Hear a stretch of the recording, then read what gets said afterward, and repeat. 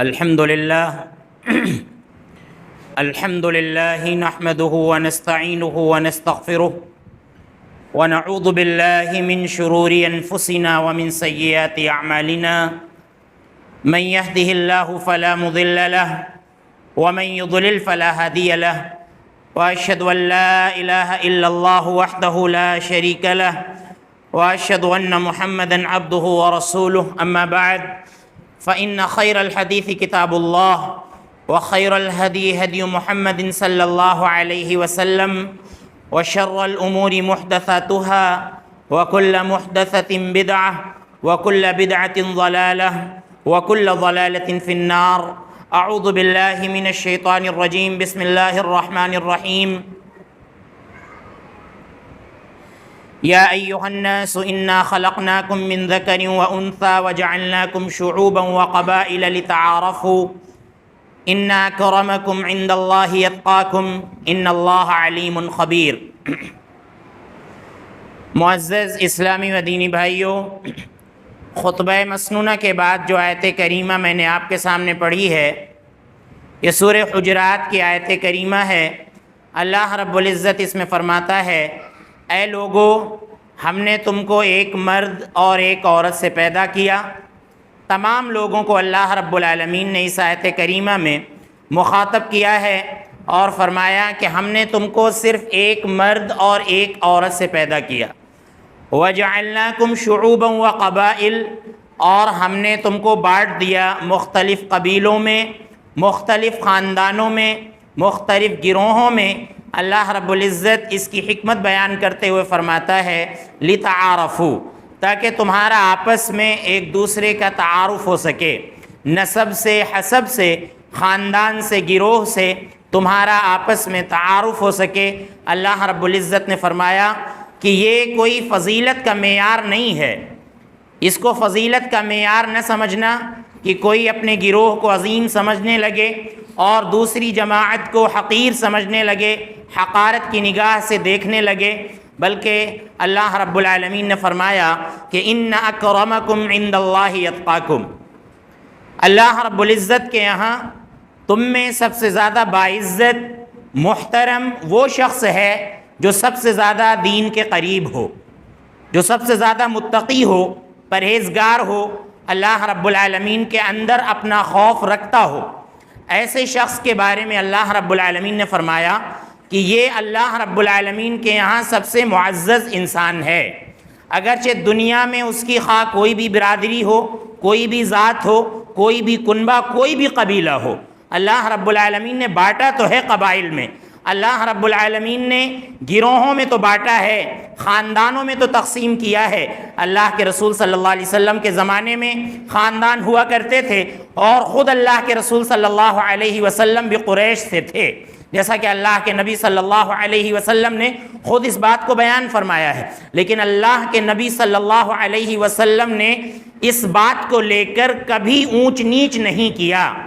اللہ کے نبی صلی اللہ علیہ وسلم نے اپنے آپ کو بیان فرمایا کہ قریش سے اللہ رب العالمین نے مجھ کو منتخب فرمایا نبوت کے لیے. لیکن اللہ کے نبی صلی اللہ علیہ وسلم نے کبھی اپنی خاندانی برتری صحابہ کرام کے درمیان نہیں جتلائی. اور یہی ہمارا بھی وطیرہ ہونا چاہیے کہ اللہ رب العالمین نے ہمیں خاندانوں میں ضرور تقسیم کیا ہے، قبائل میں اللہ رب العالمین نے ضرور تقسیم کیا ہے، گروہوں میں اللہ رب العالمین نے ضرور تقسیم کیا ہے. لیکن اس کو لے کر آپس میں عصبیت ہو جائے، تعصب ہو جائے، ہم حق کو قبول نہ کریں اور ناحق ہم اپنے گروہ کی مدد کریں، اپنے خاندان کی مدد کریں، اپنے کنبے اور اپنے قبیلے کی مدد کریں، یہ اسلام کی منشا کے خلاف ہے، یہ ہمارے مذہب کے منشا کے خلاف ہے اور قرآن کریم کے خلاف ہے اور اللہ کے رسول صلی اللہ علیہ وسلم کے ارشادات کے خلاف ہے. اللہ رب العالمین فرماتا ہے کہ ان اکرمکم عند اللہ یتقاکم،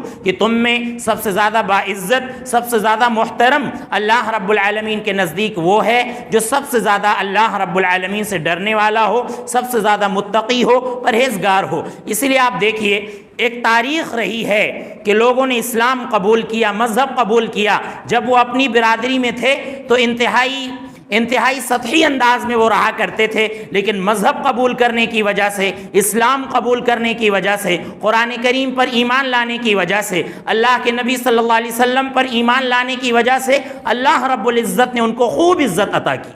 خوب عزت عطا کی، اور لوگوں میں اللہ رب العالمین نے ان کا نمایاں مقام رکھا،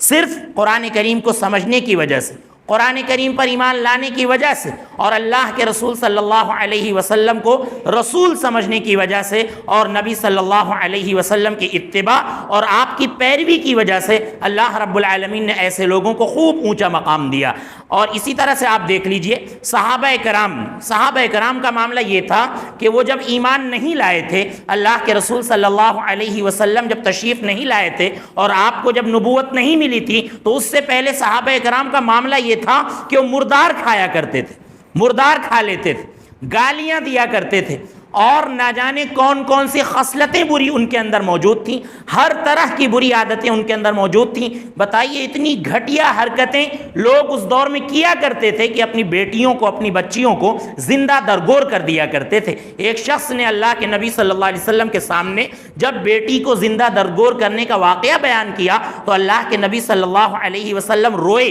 اور آپ نے فرمایا کہ اگر آج تم اسلام نہ لے آئے ہوتے تو ہم تم کو تمہارے اس جرم کی ضرور سزا دیتے، لیکن اسلام کا یہ خاصہ ہے کہ ان الاسلام یہدم ما کان قبلہ، اسلام ما قبل کے تمام گناہوں کو معاف کر دیتا ہے، اس لیے آج ہم تم کو سزا نہیں دے رہے ہیں۔ تو الغرض کوئی ایسی خصلت نہیں تھی جو ان کے یہاں پائی نہ جاتی رہی ہو، اس کے ساتھ ساتھ بہت سی ان کے اندر اچھی عادتیں بھی تھیں، مہمان نواز وہ پہلے بھی تھے، اور اسی طرح سے عربوں کے اندر اور بھی بہت سی اچھی خصلتیں پائی جاتی تھیں، لیکن اس کے ساتھ ساتھ ان کے اندر بری عادتیں زیادہ پائی جاتی تھیں، کیونکہ نبوت کا سلسلہ کافی دنوں سے بند ہو چکا تھا۔ تقریباً سمجھ لیجئے 600 سال کے بعد، عیسیٰ علیہ السلام کے بعد اللہ کے نبی صلی اللہ علیہ وسلم کی بعثت ہوئی اور آپ کو نبی بنا کر بھیجا گیا، اور اللہ کے نبی صلی اللہ علیہ وسلم نے جب تبلیغ کی اور آپ صلی اللہ علیہ وسلم نے جب لوگوں کے سامنے اسلام پیش کیا، تو وہی قومیں جو بوریا نشین تھیں، وہی قومیں جو اونٹ چرایا کرتی تھیں،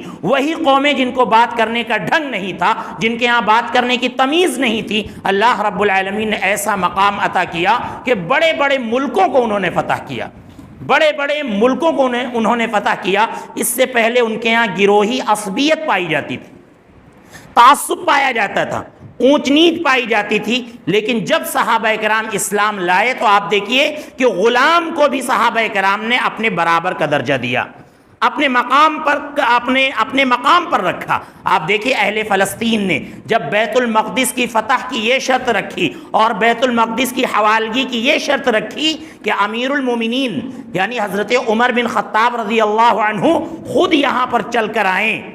اور خود اپنے ہاتھ سے امان نامہ لکھیں تو ہم بیت المقدس مسلمانوں کے حوالے کر دیں گے، تو حضرت عمر بن خطاب رضی اللہ عنہ خود چل کر آئے تھے بیت المقدس، اور ان کا غلام افلح ان کے ساتھ تھا۔ اور معاملہ یہ تھا کہ حضرت عمر بن خطاب رضی اللہ عنہ نے کہا کہ ہم بھی انسان ہیں اور اے غلام تم بھی انسان ہو، بتقاضۂ بشریت ہم دونوں برابر ہیں، ہم بھی آدم کی اولاد اور تم بھی آدم کی اولاد، لہذا تھوڑے راستے ہم سواری پر سوار ہوں گے، تم نکیل تھامو گے، اور تھوڑے راستے تم سواری پر سوار ہوگے، ہم نکیل تھامیں گے۔ لہذا جب بیت المقدس میں پہنچے تو آپ کا غلام افلح جو تھا وہ سواری پر سوار تھا، اور حضرت عمر بن خطاب رضی اللہ عنہ اونٹ کی نکیل تھامے ہوئے تھے۔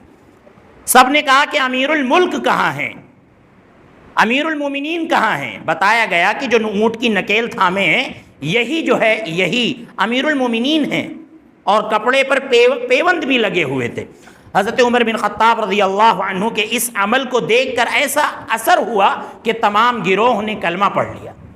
تمام گروہ نے کلمہ پڑھ لیا۔ تو اس واقعے سے پتہ چلتا ہے کہ اسلام نے بلا وجہ کی اونچ نیچ کو بالکل بھی روا نہیں رکھا ہے، اور اللہ رب العزت نے دو ٹوک انداز میں بیان فرما دیا ہے کہ ان اکرمکم عند اللہ اتقاکم، کہ تم میں سب سے زیادہ باعزت اللہ رب العالمین کے نزدیک وہ ہے جو سب سے زیادہ تقوی اختیار کرنے والا ہو۔ اور اسی طرح سے دیکھیے ایک مرتبہ اللہ کے نبی صلی اللہ علیہ وسلم کے زمانے میں صحابہ کرام میں کچھ کہا سنی ہو گئی تھی، تو ایک مہاجر صحابی نے انصاری صحابی کو مار دیا تھا،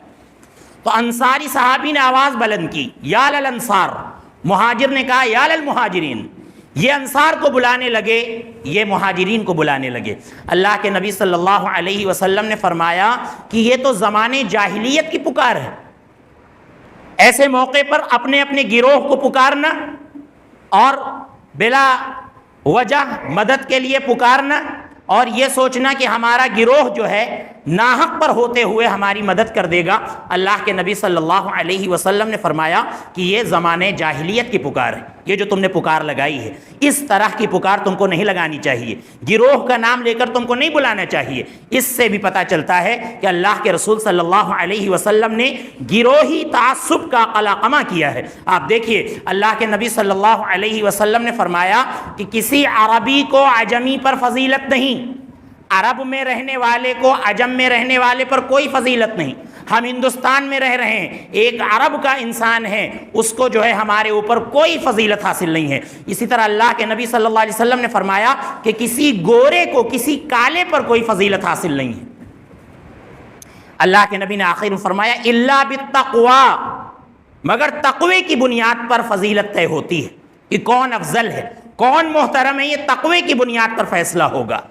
باقی کہیں رہنے کی وجہ سے، شہر کی وجہ سے، زبان کی وجہ سے، خاندان کی وجہ سے، گروہ کی وجہ سے کوئی فضیلت اللہ کے نبی صلی اللہ علیہ وسلم نے فرمایا کہ تم کو حاصل نہیں ہے۔ اور اسی طرح سے آپ دیکھیے اللہ کے رسول صلی اللہ علیہ وسلم نے کئی شادیاں بھی ایسی کرائیں کہ آپ کے زمانے کی عورتیں ناک بھون سکوڑ رہی تھی اور وہ شادی نہیں کرنا چاہ رہی تھیں۔ اللہ رب العالمین نے آیت نازل فرما دی کہ کسی مومن مرد اور کسی مومن عورت کو یہ اختیار نہیں ہے کہ جب اللہ کے رسول صلی اللہ علیہ وسلم کوئی فیصلہ کر دیں تو اس میں بلا وجہ کی دخل اندازی کریں۔ اللہ رب العالمین نے فرمایا۔ تو ان آیتوں سے اور ان باتوں سے پتہ چلتا ہے کہ اللہ رب العالمین نے اور اللہ کے رسول صلی اللہ علیہ وسلم نے تعصب کو مٹایا ہے۔ اور آپ دیکھیں اللہ کے رسول صلی اللہ علیہ وسلم نے اعلیٰ مثالیں قائم کی۔ اللہ کے نبی صلی اللہ علیہ وسلم نے فرمایا کہ مثل المؤمنین فی توادہم وتعاطفہم وتراحمہم کمثل الجسد اذا اشتکى منہ عضو تداعى له سائر الجسد بالسہر والحمى۔ اللہ کے نبی نے فرمایا کہ مسلمانوں کی مثال آپس میں محبت کرنے میں، آپس میں رحم کرنے میں، آپس میں شفقت کرنے میں ایک جسم کی طرح ہے، ایک جسم کی طرح ہے کہ جسم کے کسی حصے میں اگر کوئی زخم ہوتا ہے تو اس کی وجہ سے پورا جسم رات جاگتا ہے، پورا جسم تکلیف محسوس کرتا ہے۔ اسی طرح سے مسلمانوں کی مثال ہے۔ اللہ کے نبی صلی اللہ علیہ وسلم نے فرمایا کہ المؤمن للمؤمن کالبنیان یشد بعضہ بعضا، کہ ایک مسلمان دوسرے مسلمان کے لیے عمارت کی طرح ہے، یشد بعضہ بعضا، جس طرح سے بعض اینٹ بعض کو مضبوطی دیتی ہے اسی طرح سے ایک مسلمان دوسرے مسلمان کو مضبوطی دیتا ہے۔ یہ اللہ کے رسول صلی اللہ علیہ وسلم کے ارشادات اور ہمارے مذہب نے مساوات کا درس دیا ہے۔ ان تمام باتوں کو لے کر ہمارے مذہب نے بالکل تفریق نہیں کی ہے، مساوات کا درس دیا ہے۔ ایک مرتبہ صحابہ کرام سفر میں تھے، اللہ کے نبی صلی اللہ علیہ وسلم نے بھی سفر میں تھے، تو صحابہ کرام نے کو بھوک لگی تو اللہ کے نبی صلی اللہ علیہ وسلم نے مشورہ دیا کہ ایک بکری ذبح کر لی جائے۔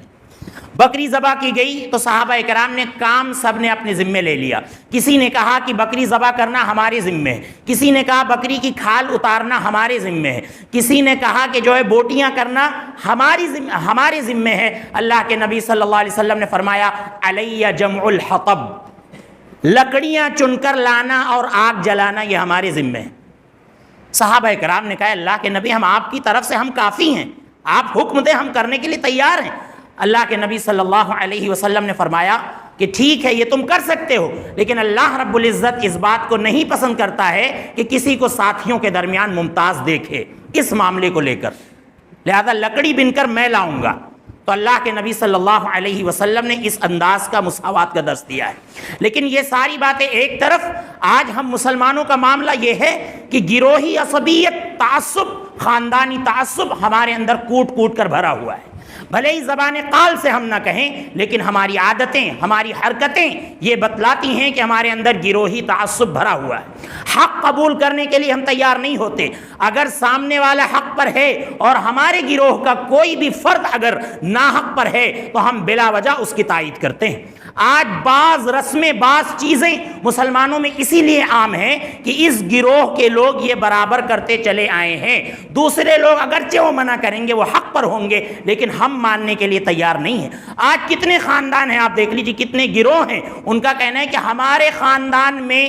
ہمیشہ سے یہ کام ہوتا چلا آیا ہے، ہمارے خاندان میں ہمیشہ سے جلوس تعزیہ نکلتا چلا آیا ہے، ہمارے خاندان میں ہمیشہ سے عید میلاد النبی لوگ مناتے چلے آئے ہیں، لہذا ہم تو منائیں گے، آپ دوسرے خاندان کے ہیں، آپ دوسرے گروہ کے ہیں، آپ منائیں یا نہ منائیں لیکن ہم منائیں گے۔ آپ دیکھیں کتنا برا تعصب ہے۔ مذہب کے راستے میں جب تعصب آڑے آ جائے تو آپ سمجھ لیں کہ انسان ہلاک ہو جائے گا، برباد ہو جائے گا، اور کبھی بھی وہ حق کو قبول نہیں کر سکتا۔ تو حق کہیں بھی ہو، چاہے ہمارے مخالف خاندان میں ہو، مخالف گروہ میں ہو، حق کو ماننا چاہیے، اگرچہ ہمارے گروہ کے لوگ اس کے مخالف ہی کیوں نہ ہوں۔